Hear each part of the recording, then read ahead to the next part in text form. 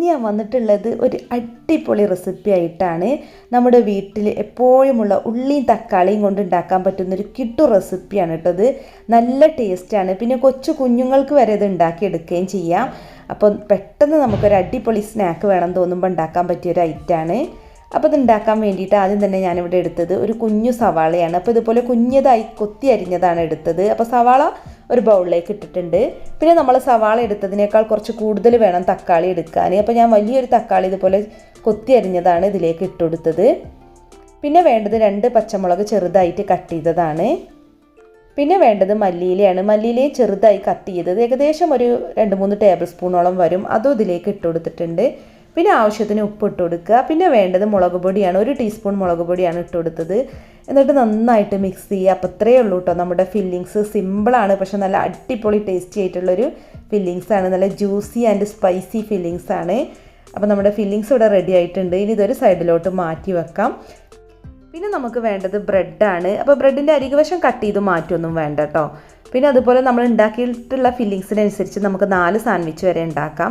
അപ്പോൾ അതുകൊണ്ട് 8 ബ്രെഡ് എടുക്കുക. അപ്പോൾ ഫില്ലിങ്സ് നമുക്ക് ബ്രെഡിലേക്ക് നിറച്ച് കൊടുക്കാം. ഞാനിപ്പോൾ 2 എണ്ണത്തിൽ നിറക്കുന്നുണ്ട്. അങ്ങനെ വേണമെന്നില്ല, ഒരു ബ്രെഡിൻ്റെ പീസിൽ മാത്രം ആക്കിയാലും മതി കേട്ടോ. എന്നിട്ടൊന്ന് കവർ ചെയ്താൽ മതി. അപ്പോൾ ഞാനിപ്പോൾ 2 എണ്ണത്തിൽ നിറച്ചു എന്നേ ഉള്ളൂ. ഇനി നന്നായിട്ടൊന്ന് കവർ ചെയ്തിട്ട് നല്ല പോലെ ഒന്ന് ലെവൽ ചെയ്തിട്ട് നമ്മളിതൊന്ന് പ്രസ് ചെയ്ത് കൊടുക്കണം. അപ്പോൾ നമ്മുടെ ഇത് സിമ്പിളായിട്ടുള്ളൊരു ഫില്ലിങ്സാണ് കേട്ടോ, പക്ഷേ നല്ല ടേസ്റ്റാണിത് നമ്മൾ ടോസ്റ്റ് ചെയ്തെടുക്കുമ്പോൾ. എന്നിട്ടൊരു പാൻ ചൂടാക്കിയിട്ട് അതിലോട്ട് 1 ടീസ്പൂൺ നെയ്യിട്ട് കൊടുക്കുക. നെയ്യ് മെൽറ്റായിട്ട് നമ്മൾ ഈ സാൻഡ്വിച്ച് ഇതിലേക്ക് വെച്ചിട്ട് ലോ ഫ്ലെയിമിലിട്ടൊന്ന് ടോസ്റ്റ് ചെയ്യുക. അപ്പോൾ നമ്മൾ സാധാരണ ബട്ടറിലാണ് ടോസ്റ്റ് ചെയ്യൽ. നെയ്യിൽ ടോസ്റ്റ് ചെയ്തെടുക്കുമ്പോൾ നല്ല ക്രിസ്പി ആയിട്ട് കിട്ടുന്നുണ്ട് കേട്ടോ. അതുകൊണ്ടാണ് ഞാനിപ്പോൾ നെയ്യ് എടുത്തത്. പിന്നെ നെയ്യാകുമ്പോൾ നമ്മുടെ വീട്ടിൽ എപ്പോഴും ഉണ്ടാവും, ബട്ടർ പിന്നെ എപ്പോഴും ഉണ്ടാവില്ലല്ലോ. പിന്നെ ഇതിൻ്റെ മുകളിലേക്ക് 1 ടീസ്പൂൺ നെയ്യൊന്ന് സ്പ്രെഡ് ചെയ്ത് കൊടുക്കുക. എന്നിട്ടൊന്ന് തിരിച്ചിട്ട് കൊടുക്കുക കേട്ടോ. എന്നിട്ട് ലോ ഫ്ലെയിമിൽ ഇതുപോലെ തന്നെ നല്ലൊരു ഗോൾഡൻ ബ്രൗൺ നിറാവുന്നത് വരെ, ക്രിസ്പി ആവുന്നത് വരെ ഒന്ന് ടോസ്റ്റ് ചെയ്തെടുത്താൽ മതി. നെയ്യിൽ ടോസ്റ്റ് ചെയ്യുന്നതുകൊണ്ട് തന്നെ നല്ല ക്രിസ്പി ആയിട്ട് കിട്ടും കേട്ടോ. നമ്മൾ ചൂടോട് കൂടി ടൊമാറ്റോ സോസിൻ്റെ കൂടെയാണ് ഇത് സെർവ് ചെയ്യേണ്ടത്. ഇപ്പോൾ ടൊമാറ്റോ സോസ് ഇല്ലെങ്കിൽ കുഴപ്പമൊന്നുമില്ല. അപ്പോൾ ചൂടോട് കൂടി കഴിക്കുമ്പോൾ തന്നെ നല്ല ക്രിസ്പിയാണ്. പിന്നെ നമ്മുടെ ഫില്ലിങ്സ് ജ്യൂസി ആൻഡ് സ്പൈസിയാണ് കേട്ടോ. അപ്പോൾ അതുപോലെ ഒന്ന് കോൺ ഷേപ്പിലൊന്ന് കട്ട് ചെയ്യുകയാണെന്നുണ്ടെങ്കിൽ കാണാനും ഭംഗിയാണ്, പിന്നെ കഴിക്കാനും ഈസിയാണ്.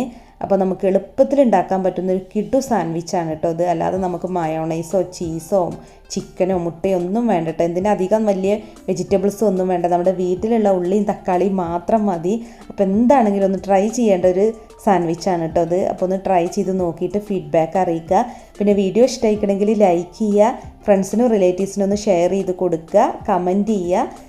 സബ്സ്ക്രൈബ് ചെയ്യാത്തവരൊന്ന് സബ്സ്ക്രൈബും കൂടെ ചെയ്യുക. അപ്പോൾ മറ്റൊരു കിടില റെസിപ്പി ആയിട്ട് വീണ്ടും കാണാം. Thank you.